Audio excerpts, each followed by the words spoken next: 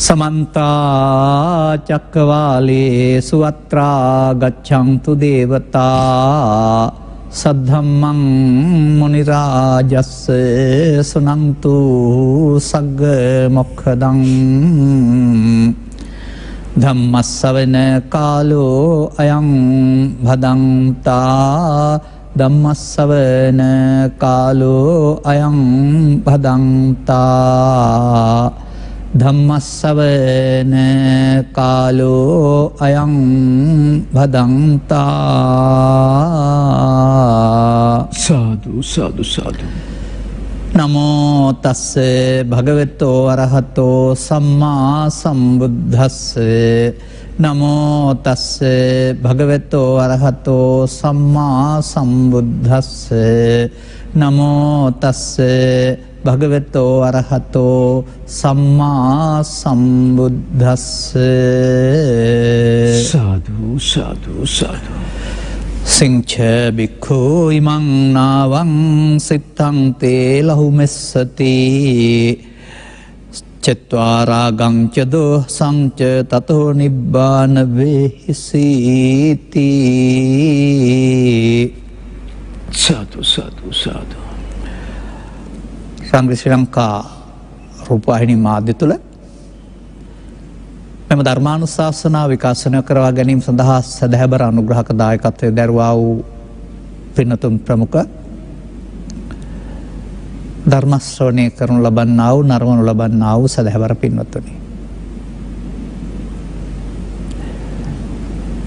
තථාගතවරු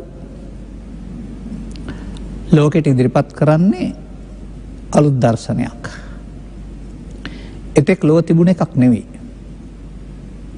හොඳ හොයාගෙන ගිය මේ ලෝකේ යම් යම් හොඳ මාර්ගයන් තිබුණා. සාමාන්‍යයෙන් ඒක තේරෙන භාෂාවෙන් කියන්නේ අවීචය පටන් භවග්‍රය දක්වා. අවීචය කියන්නේ නිරය, භවග්‍රය කියන්නේ රූපය රූපී බඹතල. මේ ස්ථානවලට මිනිසාට යන්න පුළුවන් පාරවල් තැනී තිබුණා.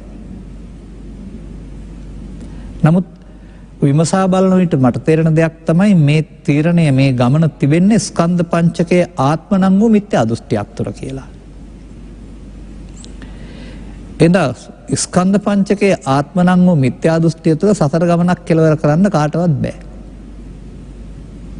තථාගතයන් වහන්සේ වදාළ දෙවන ධර්ම දේශනාවේ තිබෙන්නේ පංච වග්ගයේ නැත්තම් අනත්ත ලක්ෂණ සූත්‍රයේ පංචස්කන්ධය අනාත්මය. මේක පොතේ තිබුණාට ලියලා පාස් වුණාට මේක අනුගමනය කරගන්න ආකාරය තේරෙන්නේ නැහැ ලේසි කෙනෙකුට. මෙනෝ ධර්ම ශ්‍රවණේ යනු රටේ තොටේ පවතින සිරිත් පිළිගැනීම නෙමෙයි බුදුරු අදාළා වූ මේ වෙනස් මඟ. විප්ලවීය මඟ. බුද්ධෝත්පාදයක ඉපදී මිනිසත් බව ලබා සදහම් හමු වුණ පාරම්පරික බෞද්ධයෙක් හෝ බෞද්ධ නොවන ඕනෑ කෙනෙක්. බෞද්ධයෙක් වෙන්න අවශ්‍ය නැහැ පාරම්පරිකව. ලෝකේ ඉන්න කොහේ හරි මා බොහෝ විට කතා කරන්නේ සිංහල භාෂාව නිසා සිංහල තේරෙනවා නම්. මේ විප්ලවය, චින්තන විප්ලවය කරගන්නට ඕනේ සැනසෙල්ලේ ඉන්න ලං කියන එක තේරෙන්න ඕන. ජීවිතය තුළ සැනසෙල්ලේ ඉන්න ඕන නම් ලෝකෙත් එක්කලා මම සාමාන්‍යයෙන් මාධ්‍යයට භාවිතා කරන්න සුසු නැති වචනයක් කියනවා. එහෙම කියලාමයි කියන්නේ මේ මිනිස්සුන්ගේ වැඩේම ලෝකෙත් එක්ක කොක්ක දාගන්න එක. මේ කොක්කක් දාගන්න ගියාම නෙමෙයි විඳවන්න වෙන්නේ. කොක්කක් දාගන්න නැතුව ඉන්න බුදුරජාණන් වහන්සේ උගන්වනවා.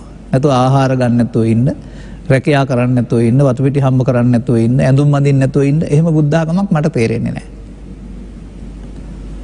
අන්න ඒ නිසා යහපත් මිනිසෙක් වශයෙන් කොහේ ජීවත් වුණත් ඒ ජීවත් වීමේදී අන්‍යෝන්‍ය යුතුකම් සියල්ල කෙරෙන්න වෙනවා.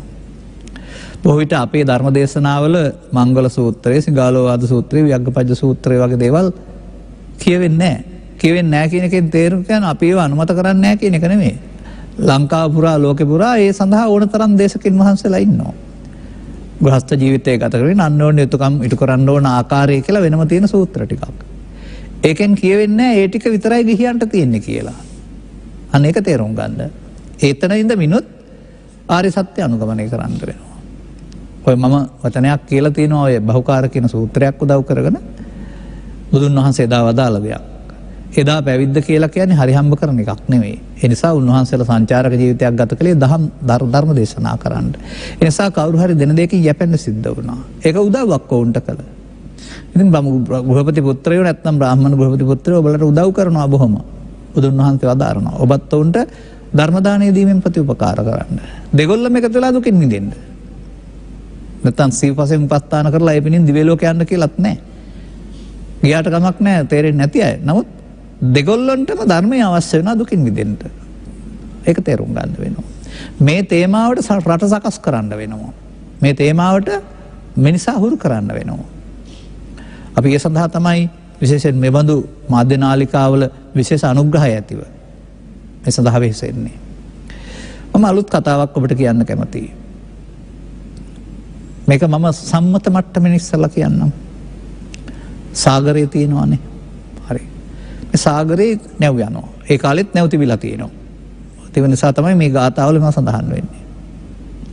එතකොට නැව් යන්නේ ජලයේ උඩ. එතකොට ජලයේ කරදරයක් නැහැ උදව්වක්. නමුත් කොතනදී හරි මොනවා හරි වැදිලා ගල්පරයක වැදිලා වතුර ආවොත් නැව ඇතුළට. දැන් ඊට පස්සේ එළියේ තියෙන වතුරම ඇතුළට ආවම කරදරයක් නේද? දැන් යන්න පුළුවන්ද? නෑ දැන් ගිලී යනවා. දැන් නැව ඉහින්න ඕන. වතුර ටික ඉස්සොත් ආයෙ සැහැල්ලුවෙන් යන්න පුළුවන්. බුදුරජාණන් වහන්සේ මේ ගාථාවෙන් භික්ෂුන් වහන්සේලාට නැව් ඉහින්න යෝජනා කරලා තියෙනවා. එතකොට නිවන් ලබන්න පුළුවන් කියලා. මොකක්ද ඒ කියන්නේ? අන්න එහෙමයි මේ දහම් පෙළවල් වලට යන්න ඕන. ලෝකේ තියෙන ඕනෑම දෙයක් බුදුරජාණන් වහන්සේට අපට ගලපන්න පුළුවෙනි. අපි ළඟ සිදුවෙන ප්‍රමාද විහාරීත්වයටයි අප්‍රමාද විහාරීත්වයටයි.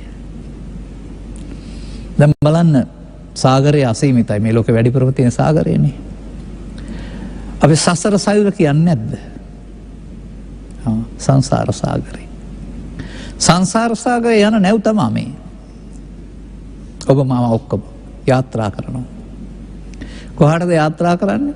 අපාය දක්වා යාත්‍රා කරනවා, දිව්‍ය ලෝකෙ දක්වා යාත්‍රා කරනවා, බ්‍රහ්ම ලෝකෙ දක්වා යාත්‍රා කරනවා. නැත්තම් සාගරේ ගිලෙනවා. අර උද්දකූපම් පුද්ගල සූත්‍රයේ දේශනා කරපු වෙලාවේ මම මතක් කරලා ඇති. උම්මුංජිත්වා නිම්මුග්ගෝ නිම්මුග්ගෝ හෝති. ඊට පස්සේ විච ඒකච්චෝ පුද්ගලෝ නිම්මුග්ගෝ නිම්මුග්ගෝ හෝති. ඒකච්ච පුද්ගලෝ මුජ්ජා නිම්මුජ්ජති. ගිලෙනවා. සමහරු ගිලෙනවා, සමහරු ඉල්පී ගිලෙනවා. මොකක්ද මේ පෙන්වන්නේ? වතුර ගිලෙන එකක්ද මේ පෙන්වන්නේ? සංසාරේ නැමැති සාගරේ පව් කරපු අය පතුලට තමයි යන්නේ. ඒ කියන්නේ මරණයෙන් එහා පැත්තට අර අසුර ප්‍රේත තිරිසන් යෝනි උත්පත්තියට යනවා. ගිලුණ අයව. තවත් අය හොඳ දේවලුත් කර කර ඉන්නවා, නරක දේ ඉස්මතු වෙනවා. අන්තිම මොහොතට හොඳ දේවල් ඉස්මතු වුණොත් හොඳ පැත්තට යයි, නරක දේවල් ඉස්මතු වුණොත් හොඳ යට වෙලා ආයෙත් සසරේ ගිලෙනවා. දැන් මොකද්ද මේ ගාථාවේ මේ පෙන්වන්නේ? සිංච බික්ඛු ඉමං නාවං. මෙතන බික්ඛු කියලා තියෙන්නේ උන්වහන්සේ ඉස්සලා භික්ෂුන් වහන්සේලා හිටපු නිසා. නැතෝ ඒකෙන් කියවෙන්නේ භික්ෂූන්ට පමණයි, මහාන නුවයට නෑ කියලා හැම ඕකෙන් කියවෙන්නේ නෑ, මතක තියාගන්න. එහෙමත් මේ රටේ බණ කියනවා තාමත්. ඒක හාමුදුරුවන්ට කියලා තියෙන එකක් අපට අයිති නෑ. මේක අයිති නැත්තේ අනාර්ය පුද්ගලයින්ට. ආර්ය පුද්ගලයින්ට අයිති. ඇඳුමේ නෙමෙයි ඒක තියෙන්නේ. ඉතින් ඔබ ආර්ය පුද්ගලයෙක් බවට පත් වෙන්නේ කොහොමද කියලා තේරුම් ගන්න. භික්ෂුව මේ නවෙ ඉහින්න. සිත්තන්තේ ලහු මෙස්සති. ඉහපු නැව බොහොම සැහැල්ලුවෙන් යනවා. ඊළඟට උපමා කරනවා. චෙත්වා රාගංච මෝහංච. අන්න අර නැවේ තියෙන ඇතුළට ආපු වතුර ටික වදයක් නම් ඒක ඉහපුවම සැහැල්ලුවෙන් නැවට යන්න පුළුවන් වගේ ඔබේ හිත ඇතුලේ තියෙනවා අර සාගරයේ තියෙන ජලයම යවිදින් තියෙන්නේ. බාහිර කාරණා නිසා එකතු කරගත්ත මෝඩකම් ටිකක්. ඒ ටික අයින් කරගත්තාම නිවනට යනවා නෙවෙයි. කයින් නිවනට යන්නේ නැහැ නේ කවුරුත්. නිවීම හම්බ වෙනවා. හොඳ ලස්සන උපමාවක් තියෙන්නේ. ඒ නිසා ඒ උපමාව අපි බලමු ඊට පස්සේ. මේ ජලය මොනවද?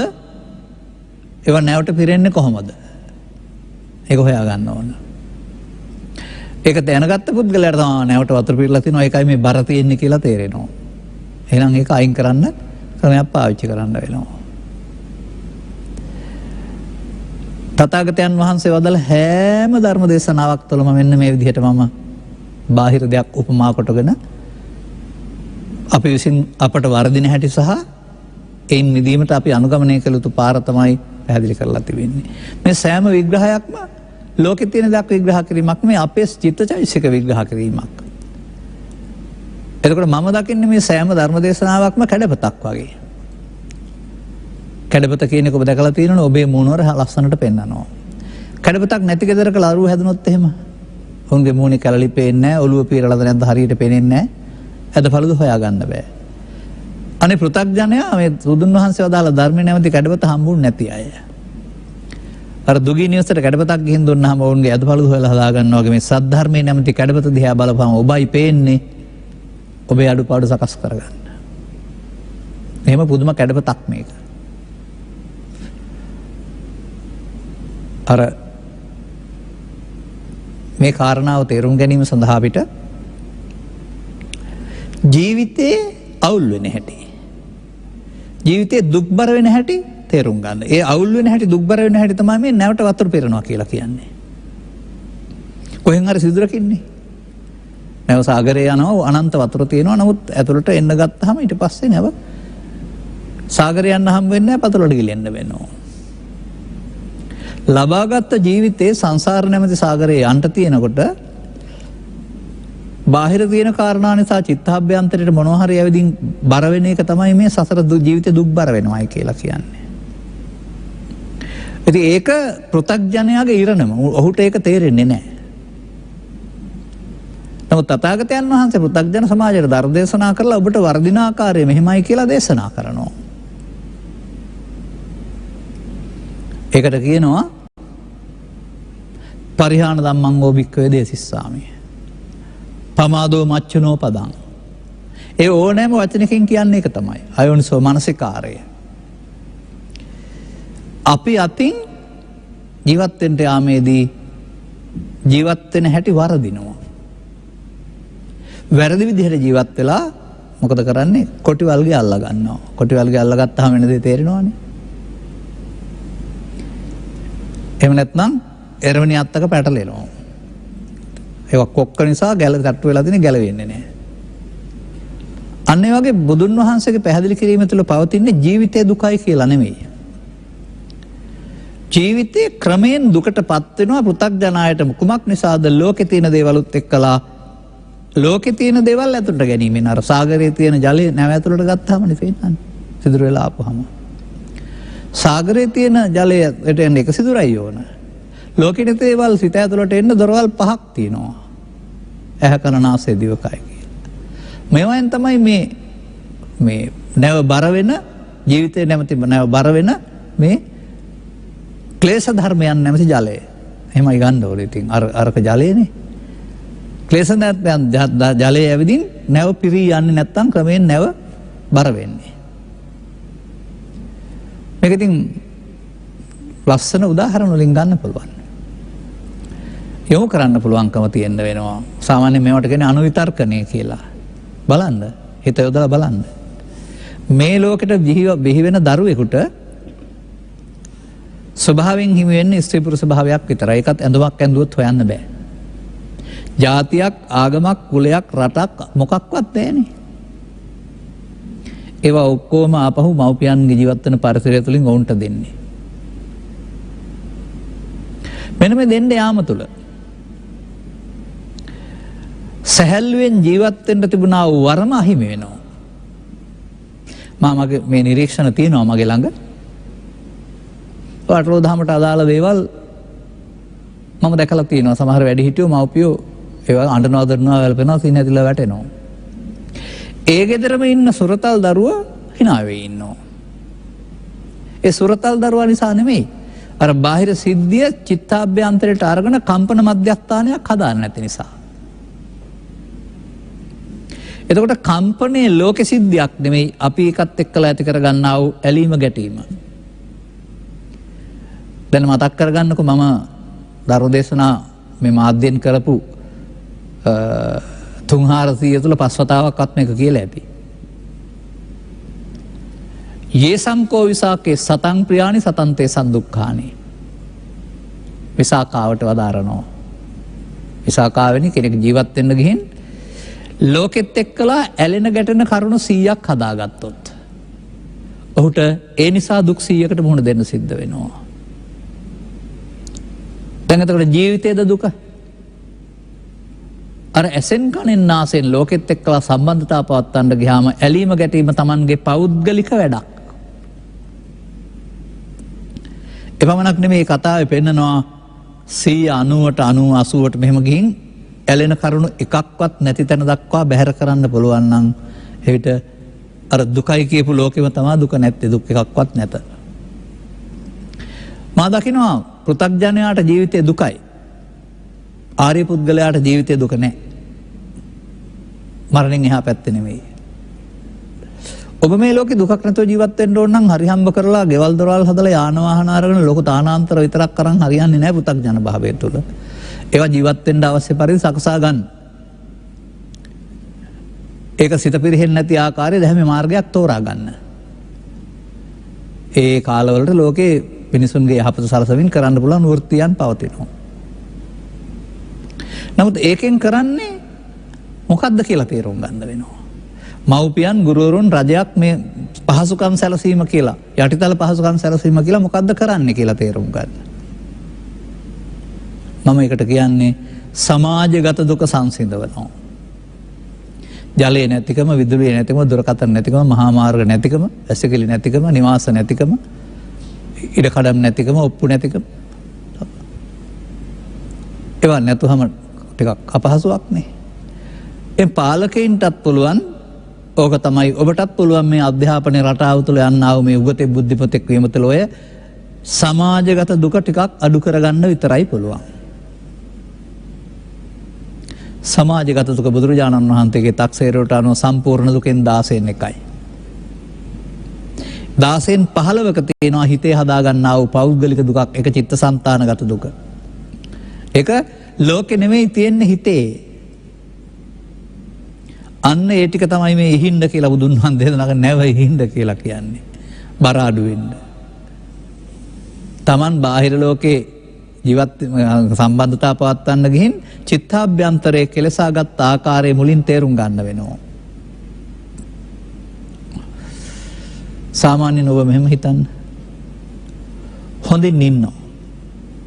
මොකක් හරි හේතුවකට අමනාප වෙනවා. දැන් මේ අමනාපේ වැඩි වෙන ආකාරයට දෙපැත්තේ අය ගතු කේලම් කියනවා. මෙහෙම කිව්වා මෙහෙම කිව්වා අරයා මෙහෙම කිව්වා ඔබත් ඉතින් ඒකට ප්‍රතික්‍රියා දක්වන්න යනවා. ඊට පස්සේ මොකද වෙන්නේ ටිකෙන් ටික මනාපේ වෙනකොට අමනාපේ බරපතල වෙලා ඔහු විනාශ කරන පැත්තට යනවා ඊට පස්සේ ඔබ. දැන් ඔබ විතරද ඔහු විතරද විනාශ වෙන්නේ? ඔබත් විනාශ වෙනවා. ඒ චිත්තාභ්‍යන්තරේ මේක ඝාතනයක් දක්වා වැඩෙන්නේ කොහොමද? එක දවසට වැඩිනවද? නෑ. පාරම්බානවා කියන වචනේ සිංහලෙන් කතා කරන්නේ නැවත නැවතත් සිතීම තුළින්. වැරදි පැත්තට අනුවිතර්කණය. හරි පැත්තට නෙමෙයි. ඔය මගේ උදාහරණයක් තියෙනවා ඔය සිවුදී නසා ගන්න සම්බන්ධයෙන් මම දැක්කපු පරීක්ෂණයක් මේක. ඔවුන් නිහඬව හිටියට හිත ඇතුලෙන් මේ ගැන හිතනවා කලකිරිලා.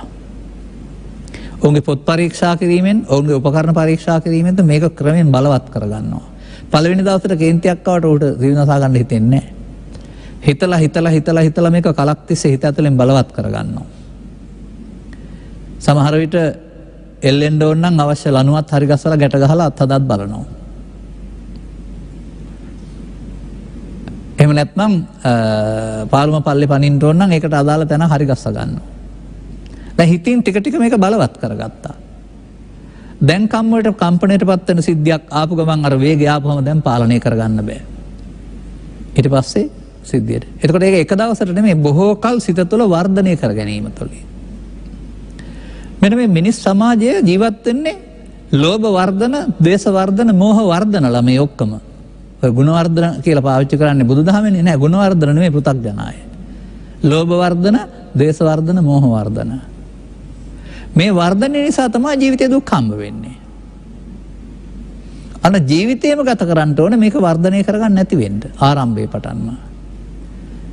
නමුත් එබඳු පැත්තක් පිළිබඳව පුණ්‍ය මාර්ගය තුළ විස්තර වෙන්නේ නැති නිසා අපේ වත්මන් සමාජයේ හිටපු අපේ මව්පියන් මුතුන් මිත්තන් හරි හම්බ කළා, කම් කළා, දායකත්වයේ දරුවා විහාරස්ථානට පින්කම් කළා.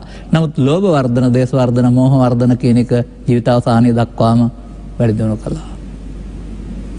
නමුත් බුදුන් වහන්සේ හමු වෙන්න යන්න ලෝභ වර්ධනායට බෑ. ලෝභක්ඛය, දේශක්ඛය, මෝහක්ඛය, නිබ්බාන.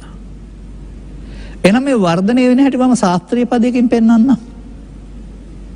මේක ජීවිතේට මේක සැරයක් නෙවෙයි. අවුරුද්දට එක සැරයකුත් නෙවෙයි. දවසට එක සැරයකුත් නෙවෙයි.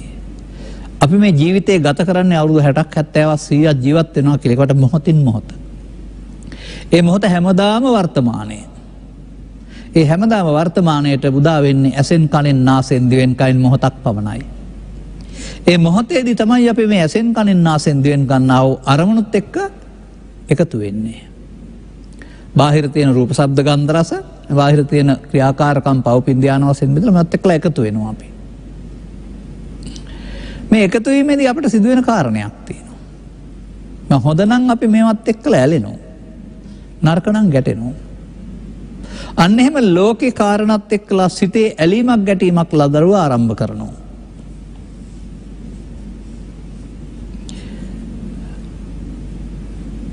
ප්‍රතිඥාක්පත් වුණාම සද්දේ පිට වෙලා නැති වෙලා යනවා. නවත්තන්න බෑනේ.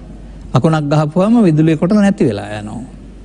ඊට වඩා වේගයෙන් සිතේ හටගන්නා උස්කන්ධ නැති හැඟීම් හටගෙන නැති වෙන්න තමයි සකස් කරලා තියෙන්නේ. මේකට එරෙහිව යන කෙනාට කියනවා පෘථග්ජනයා ඔහු මේ හටගෙන නැති වෙන කාලය තුල මේක සිතින් අල්ලා ගන්නවා. කොහොමද අල්ලගන්නේ? ලෝභ මොහ වශයෙන්, දේශ මොහ වශයෙන්, නැත්නම් එකට පාලියෙන් කියනවා ඒතං මම, ඒ මගේ වෙනවා. එසෝ අහං අස්මින්, ඒ මම මගේ වෙනවා. එසෝ මේ අත්තා, මගේ ආත්මය. අන්න දැන් ආත්මයේ පදේ ජීවිතයට ගන්න එපා. ඒ මොහොතේ උපදින හැඟීම, ලෝභය, දේශය, මෝහය, ඊර්ෂ්‍යාව, ක්‍රෝධය, වෛරය, පවපින ධානය, ඒක තමයි ආත්ම කොට ගන්නවා කියන්නේ. එම් පව ආත්ම කොට ගත්තාම අපාය යන්න පුළුවනි. පින ආත්ම කොට ගත්තාම කාම ලෝකේ උපදින්න පුළුවනි. ධාන ආත්ම කොට ගත්තාම බඹලෝ යන්න පුළුවනි. ඒකයි මම මුලින් මතක් කළේ පංචස්කන්ධ ධර්මතාවය තුල පව ආත්ම කොට ගත්තෝ, පින ආත්ම කොට ගත්තෝ, ධාන ආත්ම කොට ගත්තෝ සසර ඇවිදිති. ඒ කියන්නේ දැන් මොකද වෙන්නේ? නැව සසරට දාලා මේ සාගරයට දාලා තියෙන්නේ. දැන් හිල් වෙලා. මේ මම මගේ ආත්ම කොට ගැනීම තමයි මේ සිදුර. දැන් දිවා රාත්‍රී දෙකේ ඇසෙන් කනෙන් නාසෙන් දිවෙන් කයෙන් කටයුතු කිරීමේදී යන්නේන ගමන්වලදී දක්වන ප්‍රතිචාරවලදී මට බැන්නා, මට ගැහුවා, මට මදිකමක් කරා, මට පාඩුවක් කළා, ලේසියෙන් අරින්න ඕන නෑ කියලා ඒ ඇසට කනට නාසයට දිවට කයට ගැටෙන කාරණා රූප ශබ්ද ගන්ධ රස පොට්ටබ්බ තණ්හා වශයෙන් සහ ලෝකේ තියෙන සිදුවීම්, ලාභය, සැපත, ප්‍රශංසාව, යසස මට හොඳයි තියෙනවා නම් කියලා ඇලෙනවා. අලාභය, නින්දාව, ආයස දුක මට එපා කියලා ඒක අකමැති වෙනවා, ප්‍රතික්ෂේප කරනවා. මේ ඇලීමත් බන්ධනය, ගැටීමත් බන්ධනය. ඇලීමට ලෝභ කියනවා, ගැටීමට දෝෂ කියනවා. මමත්වෙන් ගැනීමට මෝහ කියනවා. ඇලීම මුලාව ලෝභ මෝහ, ගැටීම මුලාව දේශ මෝහ. මෙන්න මේ ඔබේ සැහැල්ලු නැවට ලෝභ දේශ, ලෝභ මෝහ දේශ මෝහයෙන් අරමුණු ගැනීමේදී ලෝභ මූලය, දේශ මූලය, මෝහ මූලය බලවත් වෙනවා. ඔන්න ජීවිතේ පෘථග්ජනයාගේ ඉරණම.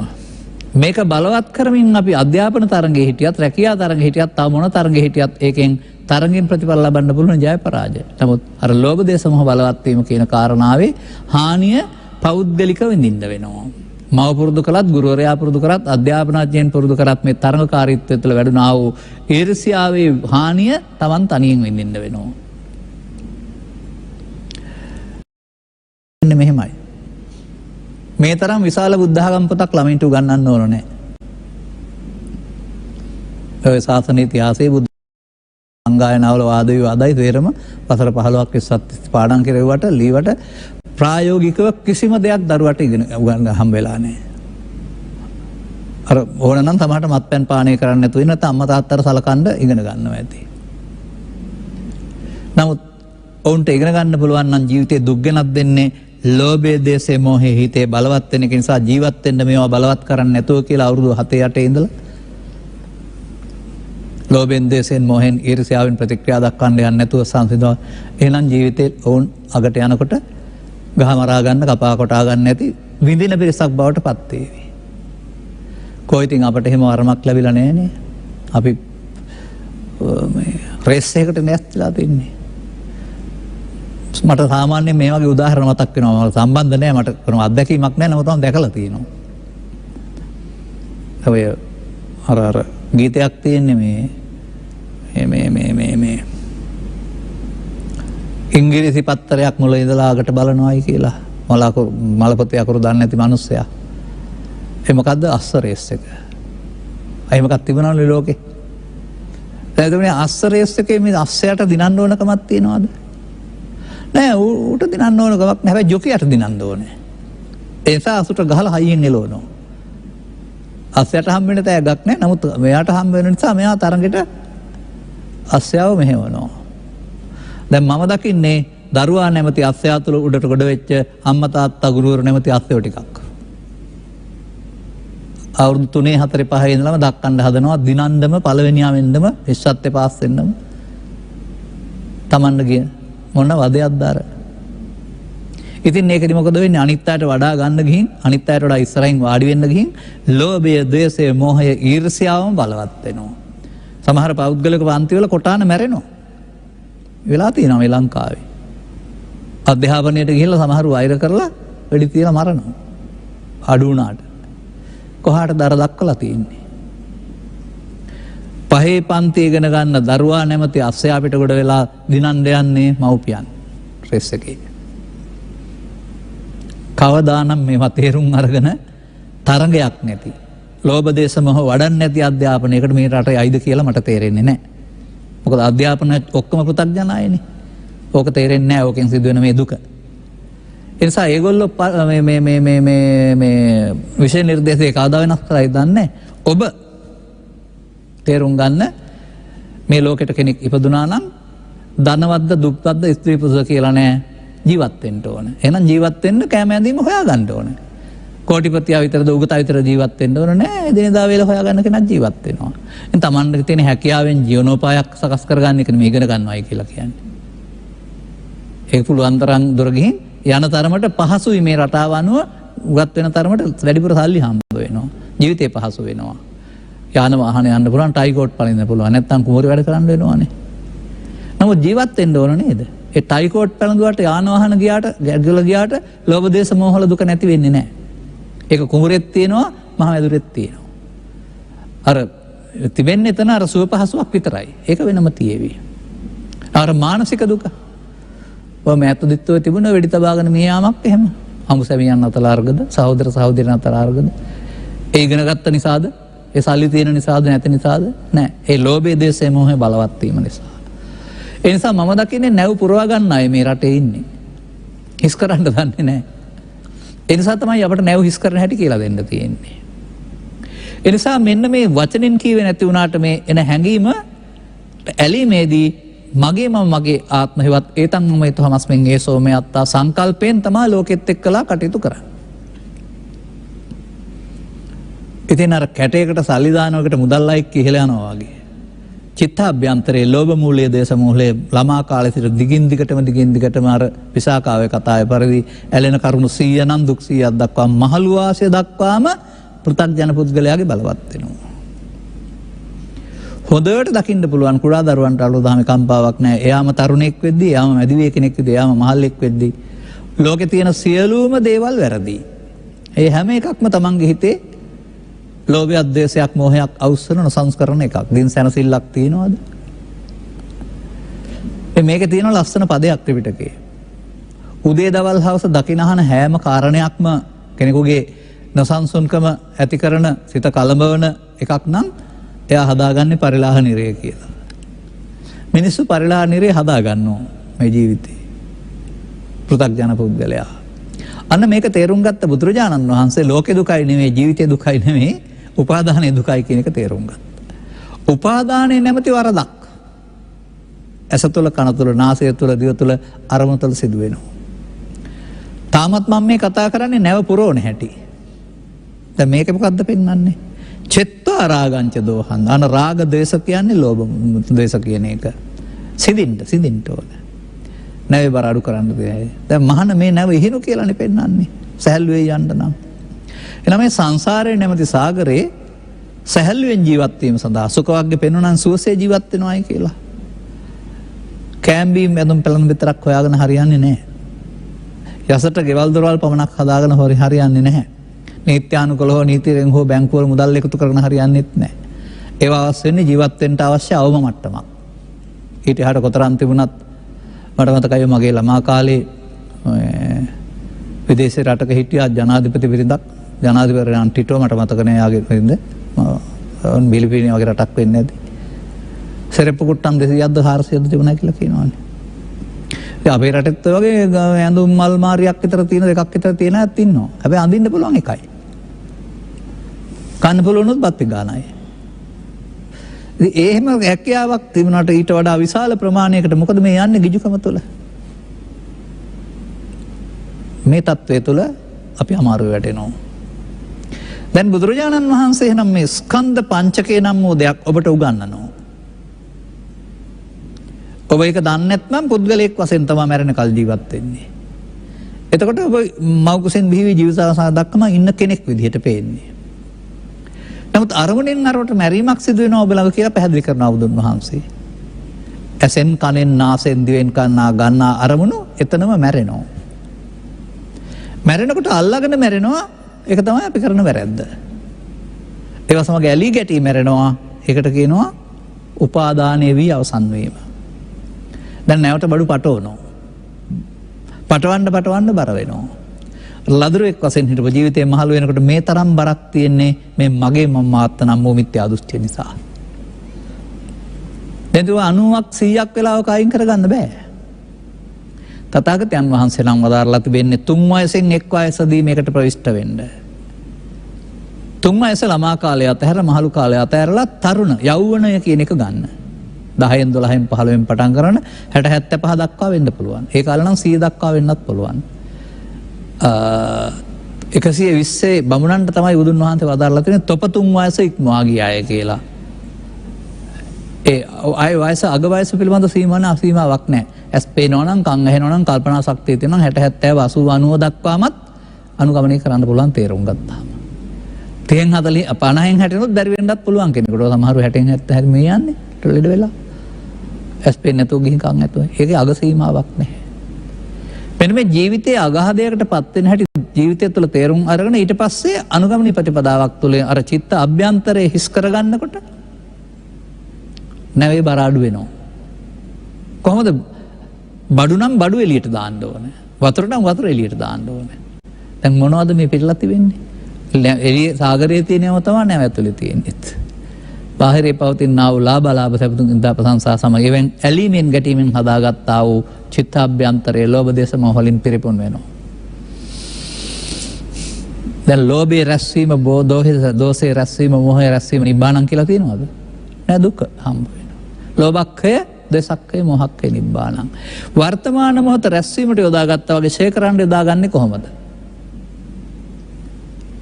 අර රැස්වීමට යොදාගත්ත පැත්තට ත්‍රිපිටකේ පුරාම වචනයක් තිබෙනවා මඤ්ඤමානෝකෝ බික්ඛු බද්දෝ මහරස්ස මමත්වෙන් ගන්නේ නම් මාරයාට බැඳෙනවා.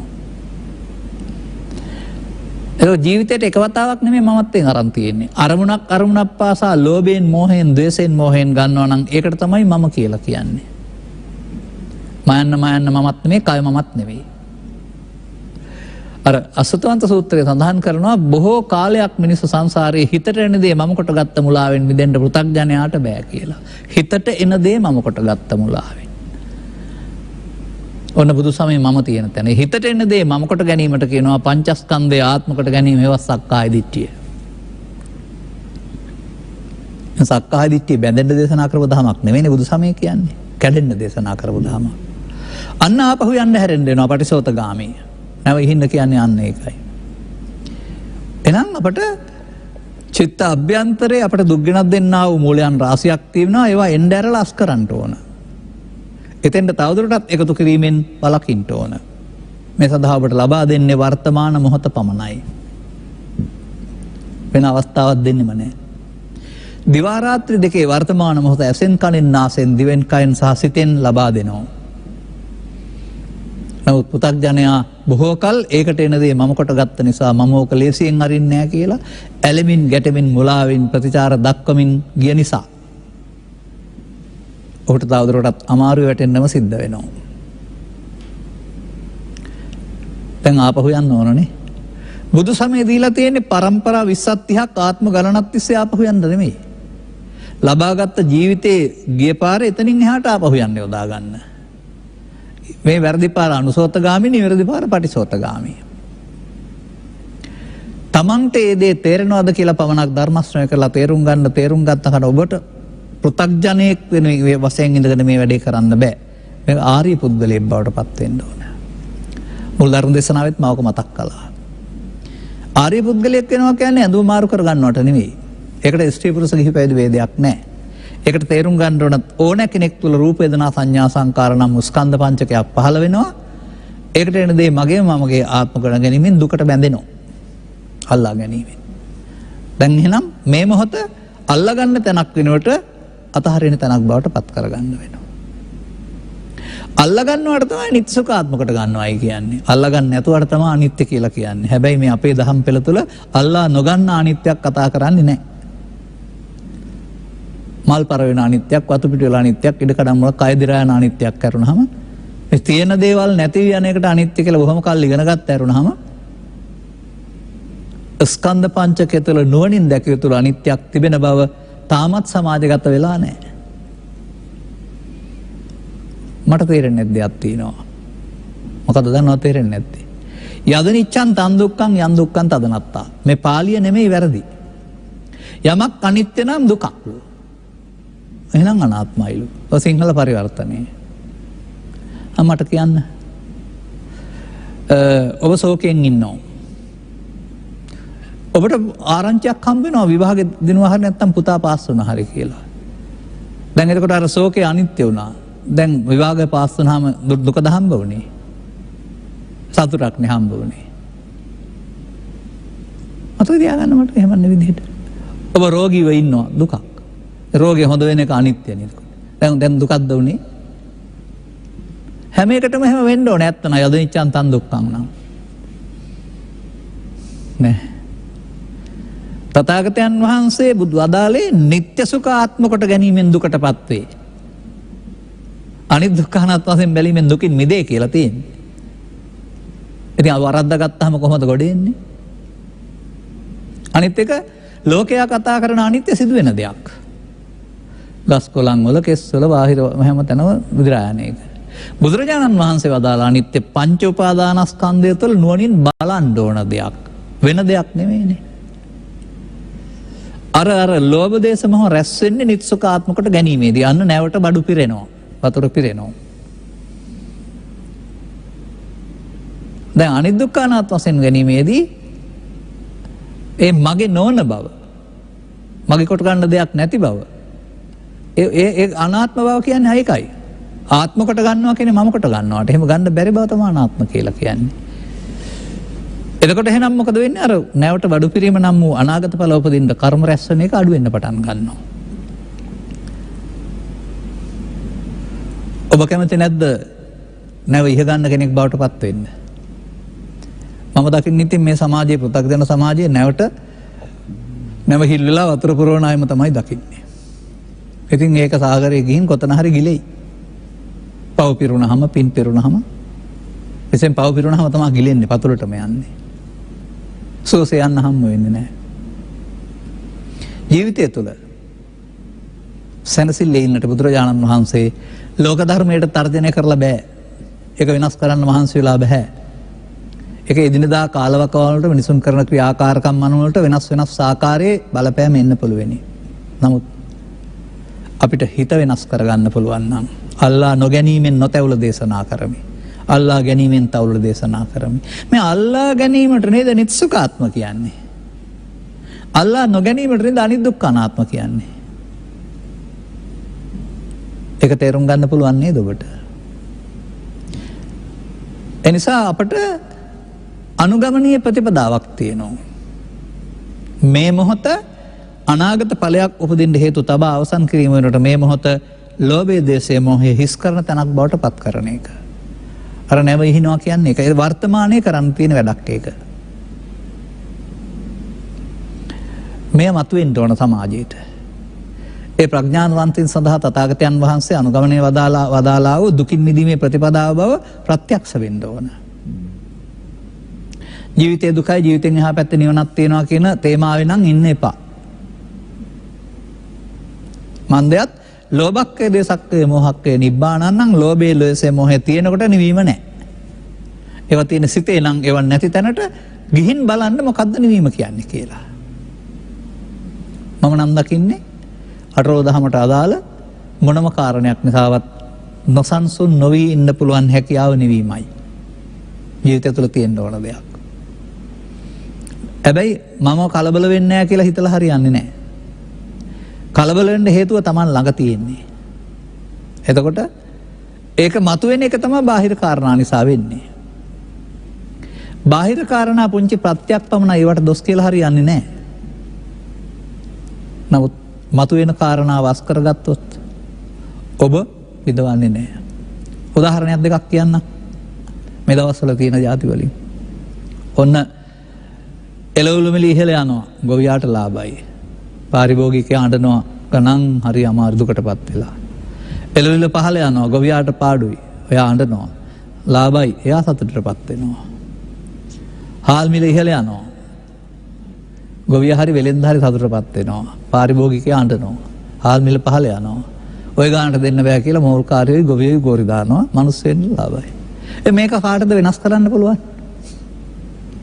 කාලෙන් කාලෙට බඩු මිල තෙල් මිල නැත්තම් මේවායේ මිල බුලත් මිල මේවා ඉහළ පහළ යන එක කාටද වළක්වන්න පුළුවන්? ඒවට අදාළ මූල්‍යධනයක් රැස් කරගෙන ඒකට ඔරොත්තු දෙන්න පුළුවන් මනසස් සකස් කරනවා යරුනහම අර පිටට පෙන්වන්නේ පෘථග්ජන භාවය, දරා ගන්න බැරිකම. ඉතින් ඒ දුක එතකොට නැද්ද හැමෝටම? මේ අටලෝ දහමේ විඳවන එකනේ බුදුන් වහන්සේ කම්පාව කියලා දුක කියලා කියන්නේ. ඒක වෙනස් කරන්න බැරි නම් මමත්වෙන් ගන්න නැත්නම් ලාභ තියෙන කාලෙට රැස් කරගන්න. අලාභ කාලයක් එයි. එදාටත් ඒක හැමදාම තියෙන්නේ ආයෙත් වෙනස් වෙනවා කියලා ඒකට කෑකෝ ගහන්න නැතුව දරා ගන්න ඉගෙන ගන්න. නීත්‍යානුකූල ක්‍රියාමාර්ගයක් ගන්න ඕන නම් රජයට දැනුම් දෙන්න ඕන නම් මොකක් හරි ක්‍රියාමාර්ගයක් ගන්න.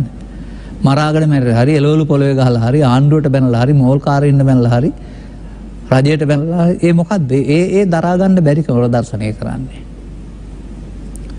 ඉතින් පෘථග්ජන අවුලක් පෘථග්ජනයාගේ හිතේ තියෙන අවුලක් තමයි මේ දවස්වල මම සමාජය තුළ දකින්නේ. මේකට කියන්නේත් මොකද්ද? දවස උණුසුම් කළපුවත්. දවස නෙමෙයි මිනිස්සුන්ගේ හදවත් උණුසුම් කළපුවත්. නොසන්සුන් කරනපුවත්. හැබැයි ඉතින් නිවෙන පුවතුත් තියෙනවා ඒවා කියවෙන්නේ නැහැ. දැන් අපි දැන් මේ රටේ මොකද කරන්නේ? හැම විටම මිනිස්සුන්ගේ හදවත් නිවෙන පුවත්නේ අනුගමනය කරන්න කියන්නේ. ඒ නිවෙන අයත් ඉන්නවා ඒවා පේන්නේ නැහැ. පේන්නෙම අරවම තමයි. ඒ නිසා බුදුවරු පැහැදිලි කරව අදහරලා තිබෙන්නේ වර්තමාන මොහොතේ මිනිස්සුන්ට මතුවෙන අභියෝගයන්ට සමාජගත දුක පමණක් සංසිඳවා ගැනීමෙන් සැනසීම ලැබෙන්නේ නැහැ. චිත්තසංතානයේ ලෝභය, දේශය, මොහය මේ මොහොතේ පාවිතා නොකිරීමෙන් අතහරිනවට කියනවා නැව හිස් කරනවා කියලා. අනාත්ම දර්ශනයෙන් ලෝකේ බලනවා කියලා කියන්නේ ඕක තමයි. මමත්වෙන් නොගන්නවයි කියලා. ඔය වැඩුණේ මොහොතක් පාසා නම් ඔය තේරුම් ගත්ත පුද්ගලයාට ඉවත් කරන්නත් පුළුවන්.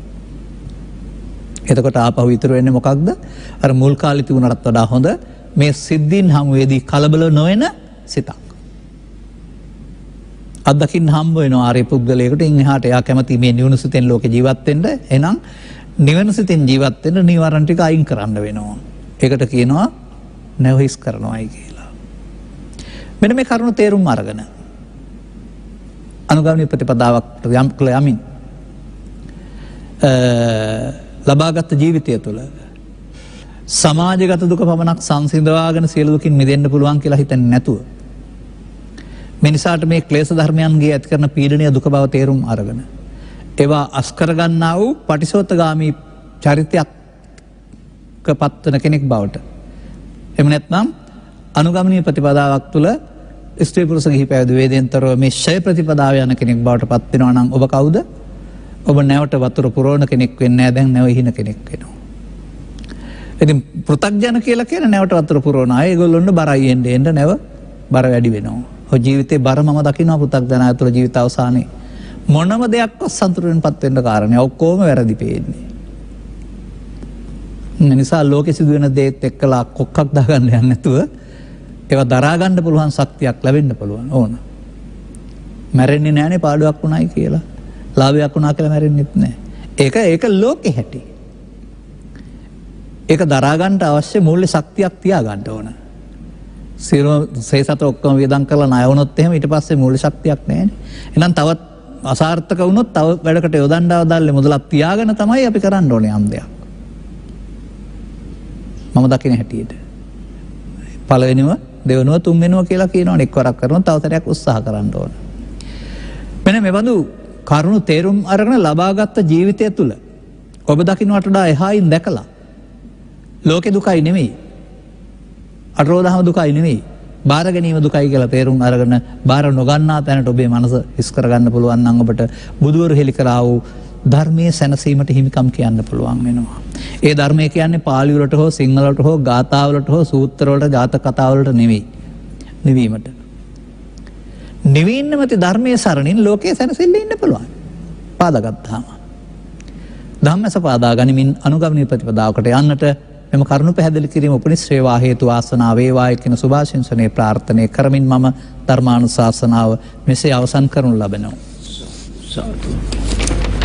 අද ධර්මානුශාසනාව සඳහා සදහැවර අනුග්‍රහක දායකත්වය දරා තිබෙන්නේ ඕස්ට්‍රේලියාවේ මෙල්බන් නුවර පදිංචි ටර්නි ප්‍රභාත් හෙට්ටිආරච්චි මහතා සහ මහනුවර දොඩන්වල පදිංචි වෛද්‍ය කෞසල්‍යා හෙට්ටිආරච්චි මහත්මිය විසින්. ඔවුන්ගේ අරමුණු අතර 2021 ඔක්තෝබර් මාස 19 වන දිනට 78 වන ජන්මදිනය සමරන කුණ්ඩසාලේ දර්ශනපුර පදිංචි බී හෙට්ටිආරච්චි ආදරණීය පියාණන්ට සුබ උපන්දිනයක් සමග නිදුක් නිරෝගී සුව ප්‍රාර්ථනා කිරීම සඳහාත් දැන රෝගාතුරව සිටිනා වූ කේ හෙට්ටිආරච්චි ආදරණීය මෑණියන් නිදුක් නිරෝගී සුවය සහ දීර්ඝායුෂ ලැබී උතුම් නිවන සැනසීම ලැබේවායි ප්‍රාර්ථනා කිරීම සඳහාත් එන්වෙන්න සුජීවත්ව සිටිනා වූ මාවනැල්ලේ තල්ගුමේ පදිංචි කල්යාණී වීරසූරිය මෑණියන්ට මහනුවර දොඩම්වල පදිංචි විශේෂ ශෛල්‍ය වෛද්‍ය පියල් කුරුකුරුසූලිය මහතා එවැගේම නෙතු සරසි අංජන සහ හිරුණ යන දූ දරුවන්ටත් ඕස්ට්‍රේලියාව පදිංචි පුදිනවරත්න මහත්මිය සහ වනිරු අනුජ පුතු ඇතුළු සියලු දෙනාටත් නිදුක් නිරෝගී සුවපත් භාවය සහ දීර්ඝායුෂ ලැබේවායි ප්‍රාර්ථනා කිරීම සඳහාත් දරුවන්ගේ අධ්‍යාපන කටයුතු සාර්ථක වේවා සියලුම ඥාතිහිත මිත්‍රාදීන් නිදුක් නිරෝගී සුවපත් දීර්ඝායුෂ බලවත්වා උතුම් නිවනෙන් සැනසෙත්වා නමින් මැසීමේ පරලෝකියා වූ සියලු ඥාතිහිත මිත්‍රාදීන් සැමට දුකින් මිදී සැපවත් වේවා නුදුරු භවයකදී චතුස්සත්‍ය අවබෝධයෙන් උතුම් නිවන් මඟ පූර්ණ කර ගැනීමට මෙම ධර්ම දානයේ හේතු වේවා ගෞරවනීය දේශකයන් වහන්සේට නිදුක් නිරෝගී දීර්ඝායුෂ වේවා ප්‍රාර්ථනීය බෝධියකින් උතුම් නිවන් අවබෝධය සඳහා මේ කුසලයේ හේතු වේවා ලක්කසිලෝ ඇස සියලු හිතවන්තයෝම තමන් නමින් මෙම කුසලය කලාසේ පින් අනුමෝදන් වී නිදුක් නිරෝගී සුවපත් භාවය ලැබීමට උතුම් නිවන් නිවන සැනසීමට හේතු වාසනා වේවා. මේ බෝධි මොකක්වත් නැහැ. බුදු හෝ පතේ බුදු නැහැ. මේ ජීවිතේ මෙතනින් කෙලවර කරගන්නටයි අපිට ඕනකම තියෙන නිසා ඒකත් තේරුම් ගත්තට කමක් නැහැ. ප්‍රාර්ථනීය බෝධිය කියන එක ටිකක් අර්ථවත් ඇති වචනයක් නෙමෙයි.